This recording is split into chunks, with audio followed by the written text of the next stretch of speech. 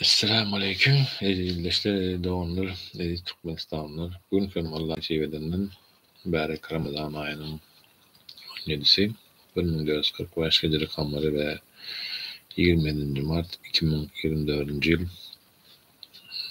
saat şuat 3:33 Varşava vakti bilen o sederlerimizi ettik, ağzımızı bekledik. Allah Teala her bir orada tutan halis Allah bendesinin oradalarını kabul eylesin ve haysi yolu saylasam ka bu doğru mu deyip duran hem Allah Teala özü doğru yola koysun, sırat-ı müstakim üzere eylesin. Hem bu dünyamızı hem ahireti dünyasını ahiretini hem avad edenlerden eylesin. Ve bugün nasip olsa Fetih ve Necm suresini okalin ve dinlelin, öğrenelin. Allah Teala mümin bendelere näme buyuruyor. Fetih suresi Medine'de inen sürelerden bolup 29 ayattan ibaretdir. Fetih sözü yeňiş manysyny anlatýar. Bu sürede yeňiş ve üstünlük barada gurrun gozgalayanlygy üçin ol bu at bilen atlandyrylypdyr. Sürede münapıklaryň hal hereketleri, musulmanlara wada berilen yeňişler ve olaryň häsiýetleri barada gurrun berilýär. Rahman ve Rahim bolan Allah'ın adı bilen. Ey Muhammed sallallahu aleyhi ve sellem, taqiq biz sana aşkar ulu yeňişiň ýolunu açdyk. Düşündirişi bu yeňiş Hudeybiye ulalaşygydyr. İslam tarihinde bu ulalaşyk Mekke'nin eýlenmegine we musulmanlaryň ondan soňky ýeten üstünliklerine alyp baran iň uly yeňiş hukmunda häsiýetlendirilýär. Allah bu yeňişi senin öten ve geljekki ähli günahlaryň bağışlamak, sana öz nigmatyny doly nesip etmek hem de seni dogry ýola gönükdirmek üçin müýesser eder. Şeýle de Allah sana uly bir yeňiş bilen goldaw bermek istedi. İmanlaryň hasty artmagy üçin möminleriň kalplaryna imanlar bilen aramlyk indiren odur. Asmanlaryň we ýeriň goşunlary Allah'nynkydyr. Allah ähli zady bilýändir, hikmet eýesidir. Buların hemmesi mömin erkekleri ve mömin ayarları aşağına deryalar akyan cennetlere ol yerde ebedi kalmak hem de onların elbettiklerini örtmek üçindir. Bu Allah'ın yanında ulu bir üstünlüktür. Şeýle de bulur. Allah hakkındaki pikirleri, elbet pikir bolan münapık erkeklere ve münapık ayarlara, Allah şärik koşan erkeklere ve Allah şärik koşan ayarlara azap bermek üçindir. Musulmanlar üçin arzu eden elbetlik girdabı olaryň başyna bolsun. Allah olara gazap edip olary näletlendir. Hem de olara dozagy taýarlandyr. Ol barıljak nähili elbet ýerdir. Asmanlaryň we ýeriň goşunlary Allah'nynkydyr. Allah gudraty güýçlidir, hikmet eýesidir. Taqiq biz seni şaýat, buşlaýjy we duýdurjy edip iýerdik. Ey möminler, biz peýgamberi sizin Allah we onuň ilçisine iman getirmeňiz, oňa goldaw bermeňiz, oňa sylyk hormat goýmaňyz we ertir akşam Allah'y tesbih etmeňiz üçin peýgamberi berdik. Taqiq sana söz äht berenler aslında Allah söz berendirler, ikrar edendirler. Allah'ın eli gudraty olaryň äht edenleriň erleriniň güýçleriniň ýokasyndadyr. Kim öz beren sözünden dänse, taqiq ol öz garşysyna däner. Emma kim Allah beren sözüne wepaly bolsa, Allah oňa uly sylyk berer. Düşündirişi Hicr senesinin 6. yani miladi 627. ýylynda Peygamberimiz sallallahu aleyhi ve sellem ümre hacını berca etmek için yanına 1400 sahabany alıp Medine'den Mekke'ye tarap yolu düşýär. Şonda Mekkeli kapırlar musulmanlaryň Mekke'ye girmegine karşı çykýarlar. Peygamberimiz aleyhissalatu vesselam Hudeybiye diýilen ýere gelip Hazreti Osman'ı özlerinin sövüşmäge gelmediklerini bildirmek için Mekke'ye ilç edip iberýär. Mekkeliler Hazreti Osman'ın goýbermän saklanlaryna Peygamberimiz sallallahu aleyhi ve sellem bir ağacın aşağına sahabalardan eger Osman öldürülen bolsa özlerinin hem bu uğurda öldürülseler-de söbeşecektikleri barada söz vermeklerini isläp olardan ähdi peýman alýar. 11. Bedevilerden çarwa Araplaryň söbeşe gitmän izdi galanlary sana bize mal mülkümüz ve maşgalamız gaýgy alada boldy. Bes sen bizim için Allah'dan yalkaw dile diýerler. Aslında olar dilleri bilen yüreklerini bolmadyk zada diýerler. Sen olara eger elbette Allah size zeper yetirmek islese ya da size bir peýda bermek islese sizi ondan goramagy kimin güýji yeter diýip aýt. Allah sizin edýän ähli işlerinizden habardardyr. Yani Allah Teala her bir bendenin edýän pikirlerini ýa ýüreginden geçiren işlerimizi, niyetlerimizi bilýändir. 12. Ey münafıklar! Aslında siz peygamber ve müminler hiç haçan izine, maşgalalarına qaydyp gelmez diýip pikir etdiniz. Bu ýagdaý we boş arzu sizin yüreklerinizi bezedi. Sizin yüreklerinizde bezeldi, hoş göründü. Siz elbet güman etdiniz ve helakçylyga uçuran kowum boldunuz. Kim Allah ve onun ilçisine iman getirmese bilip koysun, taqiq biz kapırlar üçün alawly ot taýarladyk. Asmanlaryň ve yerin mülki, hükmü rawanlary Allah'nynkydyr. Ol isläniniň günäsini geçer, islänine hem azap, ceza verer. Elbette Allah bağışlayıcıdır, rehim şefaatlidir. Siz olculary almağa gideningizde söbeşe gatnaşman izde galanlar ruhsat bolsa biz hem sizden izinize düşsek diýdiler. Şeýdip olar Allah'ın sözünü, hükmünü ütketmek isteýärler. Sen olara siz hiç haçan bizim izimize düşüp bilmersiniz. Sebäbi siz hakda Allah muny öň aýdyp goýupdy diýip aýt. Sen beýle diýsen olar ýok, siz bize görüpçilik edýärsiniz diýerler. Ýok, olaryň içinde onu düşünýänler ören azdır, köpüsi düşünmezler.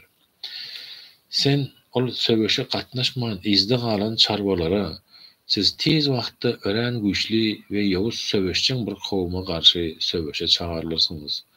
Ya siz olara garşy soňuna çelli söbeşersiňiz, ya da olar uruşsuz musulman bolarlar. Eger siz bu gözek emre tabyn bolsaňyz, Allah size ajaýyp sylar berer. Emma siz mundan öň hem 100 öwrüşiňiz ýaly, ýene-de 100 öwrüp söbeşden gaçsaňyz, size jebir jepaly azap bilen ceza bereriz diýip aýt. Söbeşden galmakda köre günä ýokdur, aksaga günä ýokdur, hassa ýatana hem günä ýokdur. Kim Allah ve onun ilçisine tabyn bolsa, Allah onu aşağıdan deryalar akyan cennetlere salar. Kim tabynlykdan yüz öwürse, oňa hem jebir jepaly azap berler. Elbette Allah Hudeybiye ağacın aşağına ikrar, ähdi peýman beren müminlerden razy bolandyr. Bes Allah olaryň kalplaryna ihlasy bilýändigi üçin olara aramlyk indirdi. Olary tez wagtda amala aşyk, ýeňiş we kazanjak köp boljalar bilen sylaglady. Elbette Allah gudraty güýçlidir, hikmet eýesidir. Düşündirişi bu ähdi peýman Hudeybiye'de Semre diýen ağacın aşağına bolup geçýär. Muňa Rızwan biýaty, razyçylyk ikrary ähdi diýilen ad galýar. Bu ýerde 1400 sanyň sahaba Qurayşlar bilen soňuna çeli söbeşjekdikleri barada karara gelýärler we Peýgambere aleyhissalatu vesselam'a kömek etjekdikleri barada söz berýärler. Allah size yine de köp muktarda olja aljagyňyzy wada berdi. Olardan häzir size şuraya berdi we müminlere bir alamat bolmagy hem de sizi dogry ýola göndürmek üçin insanlaryň elleriniň iza eziyetlerini sizden ayırdı. Size henüz takdir edilmedik, verilmedik başka oljalar hem bardır. Allah olary gorşap alandyr, bilýändir. tahqiq Allah'ın ehli zada gücü yetiyendir. Eger Mekkeli kapırlar sizin bilen söveşselerdi, elbette olar izlerini öğürlüp kaçardılar. Son hem özlerini dost ve kömekçi tapıp bilmezdiler. Bu Allah'ın önden beri devam edip gelen kanunudur. Allah'ın kanununda hiç kili ütköşklük tapıp bilmersin. Allah size Mekke'nin içinde olara kapırlara karşı yanlış bereninden son onların ellerini sizin ellerinizi hem onlardan çekti. Allah sizin ediyen ehli işlerinizi göreyendir. Olar inkar eden ve sizin mescidi harama Kabe ziyaret etmenize hem de kurbanlıkların barmalı yerlerine yetmegine peskel olup saklanlardır. Eger siz ol yerde Mekke'de tanımayan kâfir erkek ve ayal müminlerinizi bilmezden depelesediniz, günah kazanardınız. Bu sebeple hem siz ulu gynanca ökünce galardınız. Allah onu bilýänligi üçin sizin Mekke'ye girmenize ruhsat vermedi. Bu Allah'ın islanyny, rahmetine salmak üçindir. Eger olar Mekke'däki musulmanlar ve kapırlar biri-birlerinden ayrı yaşayan bolsalardy, elbette olardan inkar edenlere yowuz azap bilen azap bererdik. Kapırlar öz kalplarına kahar gazaply öýke kinäni, İslamdan öňki nadanlyk öýke kinäni ornaşdyrdylar. Allah hem öz ilçisinin ve müminlerin kalplarına özünün aramlığını indirdi, ornaşdyrdy. Onların yüreklerine takwalyk sözünün manisinin ornaşmagyna himayet etdi. Onlar bu söze iň hakly hem de münasip kişilerdi. Allah ehli zady bilýändir. Elbette Allah öz ilçisinin düşünü doğru çıkardı. Allah halasa siz hükmen amanlık içinde haç ibadeti için saçlarınızı sıyırdırıp ve kıyıskallıp korkusuz salamatlık bilen mescidi harama Kabe hükmen girersiniz. Allah sizin bilmeyen zanınızı bilýändir. Biz o size bu yemişten yakın bir yemiş berdi. Öz ilçisini ehli dinlerden üstün etmek için doğru yol ve hak din bilen iyi veren oldur. Şayat hükmünü Allah yeterliktir. Muhammed sallallahu aleyhi ve sellem Allah'ın ilçisidir. Onun yanındaki müminler bolsa kapırlara yavuz, öz aralarına olsa birbirlerine rehimlidirler. Sen onların Allah'ın fazlı keremini ve razılığını isläp rükû ve secde edýändiklerini görersin. Onların yüzlerinde, mağlaylarında secde izinden kalan alamat, nişan vardır. Bu onların Tevrat'taki beyan edilen aýratylyklarıdır. Onların İncil'deki beyan edilen aýratylykları bolsa gögürüp, gittikçe güýçlenip ýognaýan ve öz göwresine daýanýan bir ekin ösümlük misalydyr. Bu ekin daýhanlaryň göwnüne ýarandyr. Bu Allah'ın şeydip şu ekin ýaly musulmanlary köpeldip güýçlendirmek bilen kapırların has hem gaharyny getirmek üçindir. Allah iman getirip ýaxşy işler edýänlere ýalkaw hem de uly sylagy wada berýär. Sadakallahul azim. Ve Kur'an-ı Kerim'in 53. suresi Necm suresi. Necm suresi Mekke'de inen sürelerden bolup 62 ayetden ibaretdir. Sürenin adı olan Necm, yıldız sözü ilkinci ayette agzalýar. Bu sürede Kur'an'ın vahiy arkaly gelendigi, Peygamberimizin aleyhissalatu vesselam'a miraja çıkmagy, onun beýik mertebelere yetendigi, Allah şärik goşmagyň elbetligi ve hakikatin üstün çykjakdygy barada aýdylýar. Rahman ve Rahim bolan Allah'ın adı bilen. Süýnen batyp barýan ýyldyza kasam bolsun. Sizin dostunuz Muhammed sallallahu aleyhi ve sellem azaşmady ve ýoluny hem yitirmedi. Ol hiç sady öz islegi ihtiýary bilen aýtmaz. Ol aýdan sözleri meger özüne aýdylan wahydyr. Onu wahyny oňa peýgambere ägit güýçli yaradylan kamil akyl eýesi Cebrail aleyhisselam öwretdi. Ol iň beýik göz ýetimde asmanda oňa öz asyl keşbine girip gönüldi. Soň yer asmanyny golaýlaşdy we aşak tarap Muhammed aleyhissalatu vesselam iňip ýakynlaşdy. Oňa iki ýaly möçberde hatda ondan hem has ýakyn boldy. Bes ol Allah guluny Muhammed aleyhissalatu vesselama aýtmak isleýän zadyny wahy etdi. Muhammedin aleyhissalatu vesselam kalby hem gözlerinin gören zadyny yalan hasaplamady.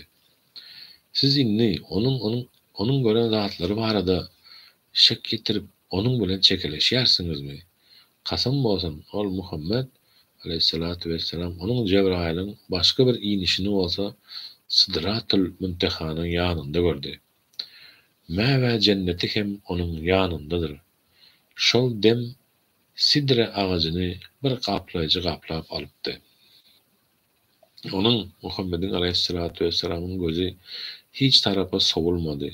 Ol yerdäki ajaýyplyklary görüp çäkden çykmady. Kasam bolsun ol Perwerdigäriniň iň uly alamatlarynyň käbirini gördü. Düşündürüşi Sidratul Munteha sözüniň manysy iň çetki ağaç, barlyk aleminiň iň soňky nokady diýmekligi aňladýar. Ondan soň gaýyp alem başlaýar. Mäwe cenneti hem perişteleriň, şehitleriň ruhlarynyň ýaşaýan ýeridir. Siz ol butlary, Lat we Uzzany gördüňizmi? Olaryň beýleki üçünjüsi bolan Menat butyny hem. Olanlar sizinki, gyzlar onuňkymy? Onu bu haksız paylaşyk dälmi? Bular butlar sizin we ata-babalaryňyň dakyn toslan atlaryndan, boş zatlaryndan başga zat däldir. Allah olaryň hudaýdyklary barada hiç hil delil indirmedi.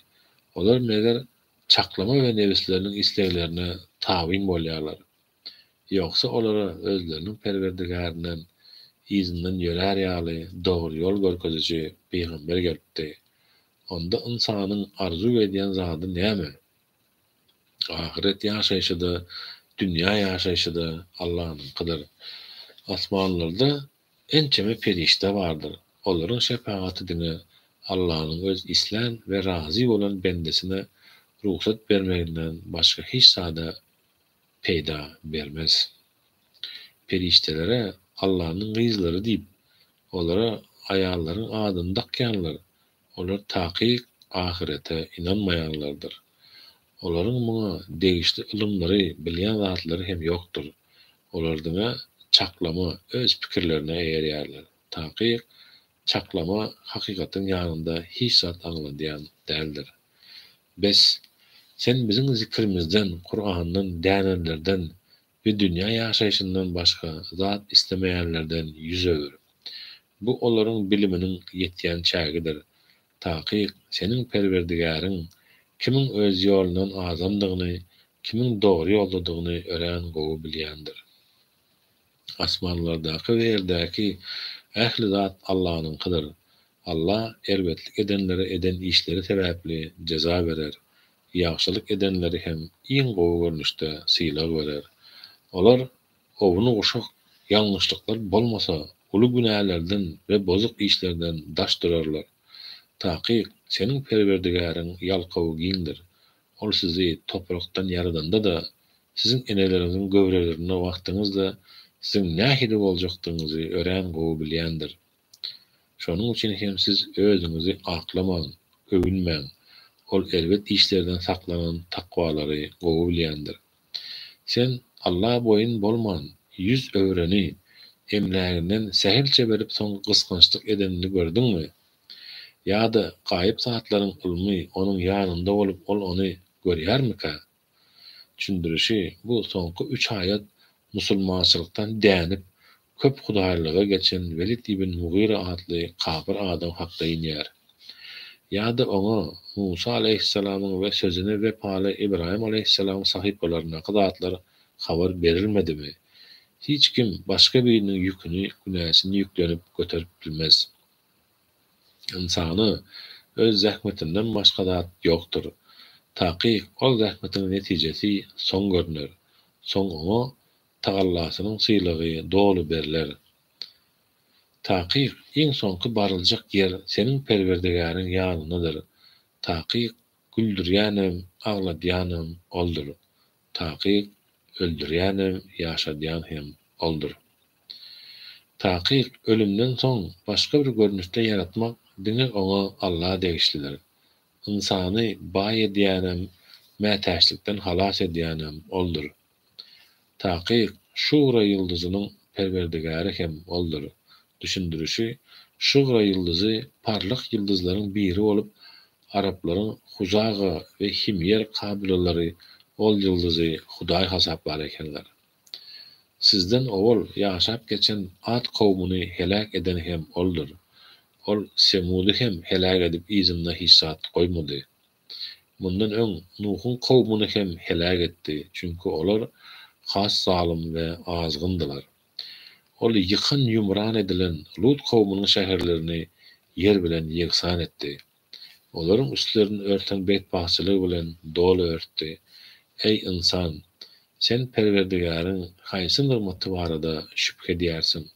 Ine bu peýgamber öňkü duýdurjylar ýaly duýdurjydyr.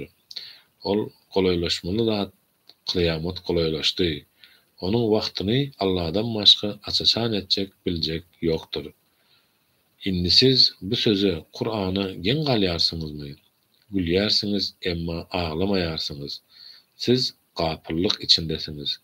Bes siz Allah secde hemde ibadet edin. Sadakallahul azim.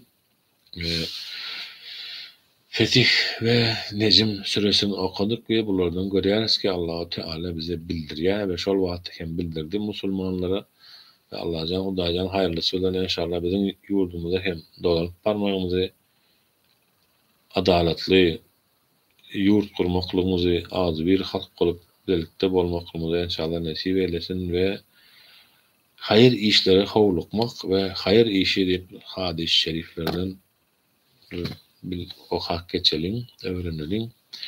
Hayır işleri howlukmak ve hayır iş etmek isleýänleri bolsa ikirjenlenmän çyn ýürekden ýapyşmagy höweslendirmek bagy. Allah Taala aýtdy: "Ýaxşy işlere howlugyň." Bakara 148.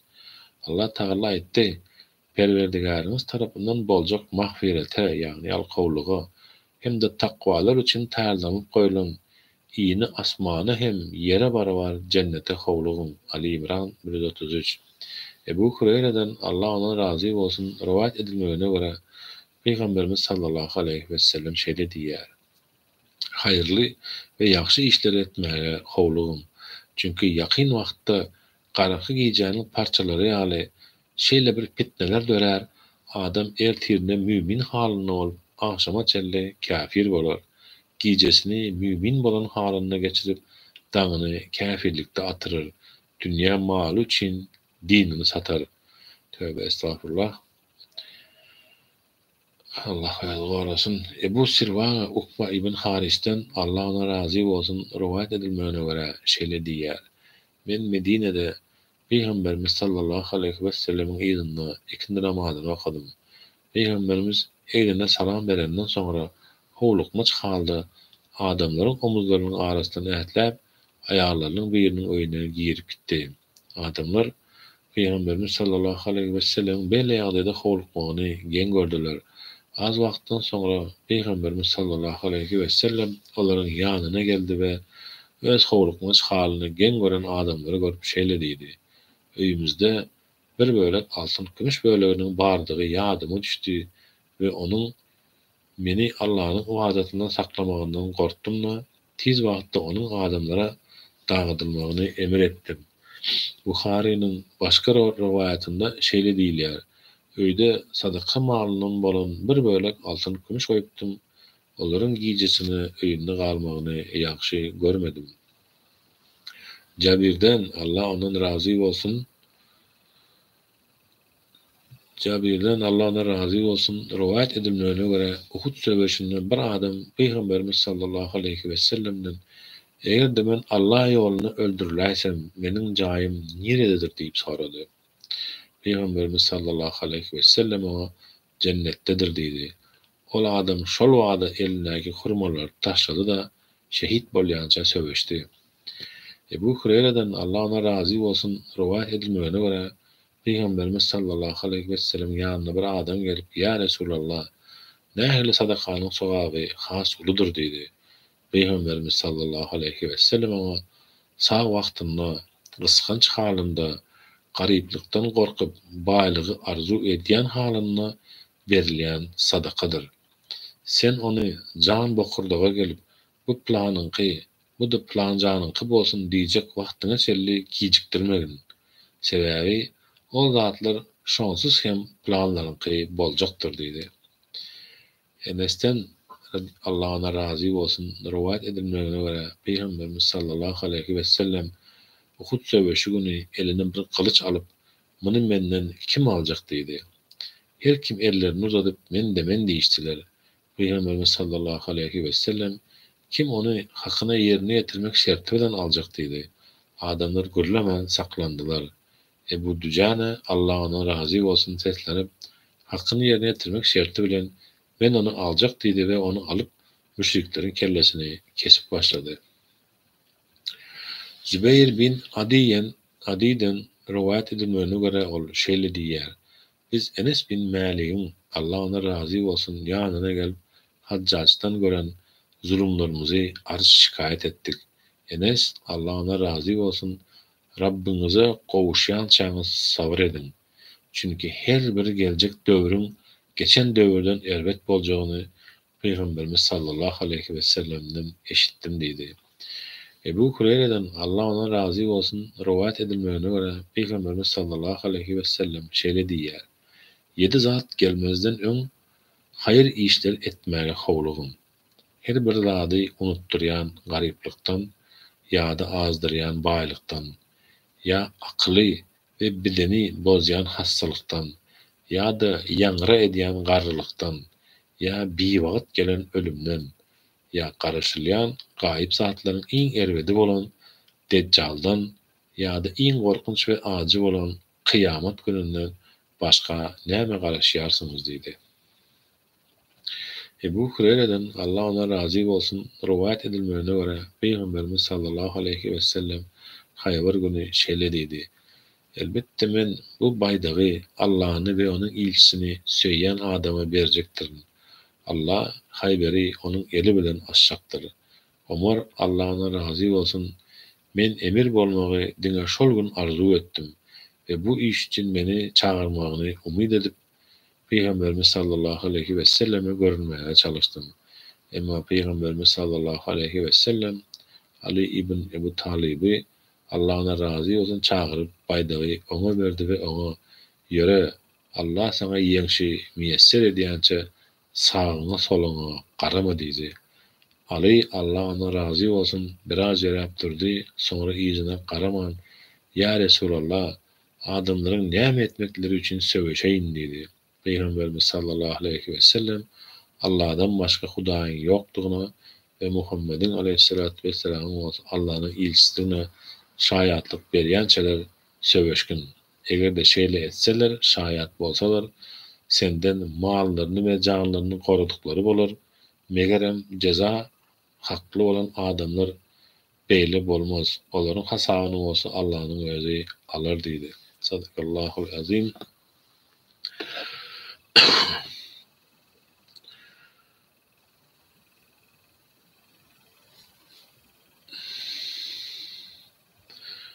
Ve Allah'ın hükmüne boyun bolmaklygyň wäjipligi ve muňa davet çağırlayan ve emri maruf, ýaxşylyga ündelen ve nehi münker, yamanlykdan gaýtarylaryň näme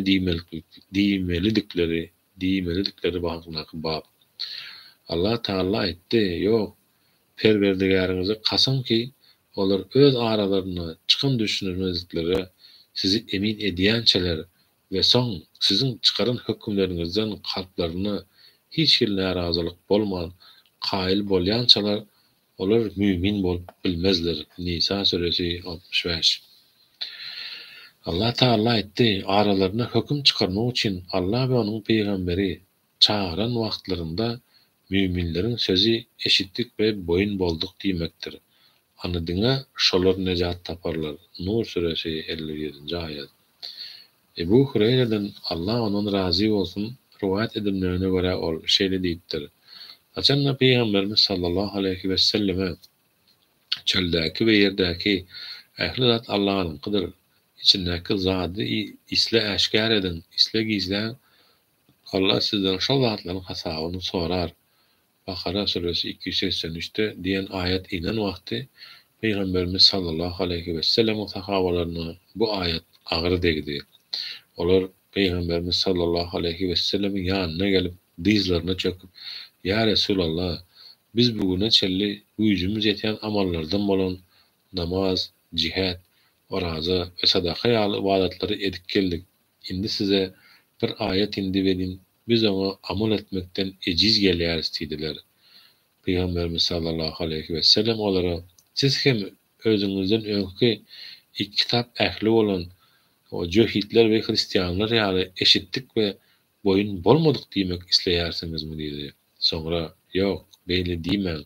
Belki eşitlik ve boyun bolduk Perwerdigara günahlarymyzy geçmemizi soraýarys ve diňe seniň ýanyňa dolanyp barjakdyrys diýin." Haçanla adamlar bu aýaty okap dilleri şoňa öwrülende Allah Taala şonuň izinden şu aýatları indirdi. Peygamber özüne Perwerdigarinden indirilen zada Kur'ana iman getirdi ve müminler hem iman getirdiler. Allah Taala periştelerine, kitaplarına ve peygamberlerine iman getiren her bir kişi onun peygamberlerinden hiçbirini farklandırmayarız. Yani onların hemmesine inanýarys. Olar eşitlik ve boyun bolluk Perwerdigara günahlarymyzy ýalkamaklygyňyzy soraýarys. Diňe seniň özüňe dolanjakdyrys diýdiler. Haçanla adamlar onu edenlerinde, diýenlerinde Allah Taala ýokarky aýatyň hükmüni mensuh etdi, ýatyrdy ve şu aýaty indirdi. Allah hiçbir adama güýjüniň ýetmeýän zadyny buýurýan däldir. Her kişinin eden ýaxşy amaly da, yaman amaly da özü üçindir. Perwerdigara, egerde unutup ýa-da ýalňyşyp hata iş eden bolsak da bizi azabyna duçar etmäberi. Perwerdigara, bizim üstümüze bizden öňkü tönleriň boyunlaryndan goýan ýükün ýaly ýük ýüklemäberi. Perwerdigara, güýjümizin ýetmedik zady bizim üstümüze ýüklemäberi. Bizi bağışla, günahlarımızı geç, bize rehim et. Sen bizim eýämizsiň.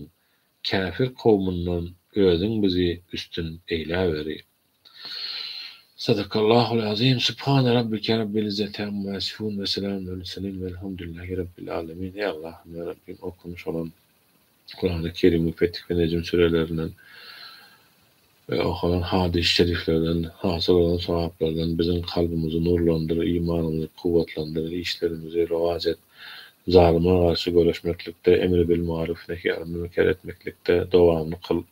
Bizi bu sırat-ı müstakim üzere daim ve kaim eyle. Allahümme inne eselek imanen daim ve eselek kalben haşe ve eselek ilmen nafe ve eselek yakinen sadika ve eselek dini kayyima ve eselek afiyete min kulli beleyk ve eselek etimamil afiyek ve eselek edemamil afiyek ve eselek şükrel afiyek ve eselek nânin nâs. Rabbena atina fid dünya haseneten ve fil ahireti haseneten ve qina azaben nar. Rahmetike erhamer rahimin. Rabbena gfirli veli velideyye veli mimli yemik misal. Rahmetike erhamer rahimin. Ya Allah'ım ya Rabbim, yurdumuzda diri yetimler, diri yetimler, diri durlar indi kalmasın, maşgalalar birleşsin. Allah can öğren işlerimize rast getir, neylerimizi bağışlasın, mübarek Ramazan ayına varazalarımızı, dilek dualarımızı hem kabul eyle.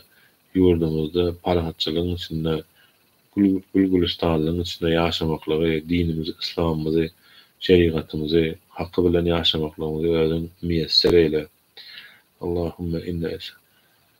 Allahümme eşkili zalimine biz zalimin ve ehricne beynekim salimin. Zalimleri birbirinden uğraştırıp bizi hem arasından salamat çıkar ya Rabbim. Tez vakitte tamamanca öyümüze dolanıp parmakları, maşkalarımızı dolanıp parmakları zalim sultana karşı dik durup bilmekleri ehli halkımıza müyesser eyle. Elhamdülillahi Rabbil alemin. Errahmanirrahim. Maliki yevmiddin. İyyâke na'budu ve iyyâke nestaîn. Sıratal mustakîm. Sıratal lezîne en'amte aleyhim. Gayril mağdûbi aleyhim veleddâllîn. Amin. Ya Rabbil alemin. Rahmetullahi. Awalın izleyicilerine Allah'a emanetsiniz. Allah kabul etsin. Yaxşı dileklerde bolaly. Yaxşı niyetlerde bolaly. Allah Taala her bir bendenin kalbyny bilýändir. Kalbymyzdaky bilen dilimiz bir bolsun inşallah. Sağ olun. Allah'a emanetsiniz.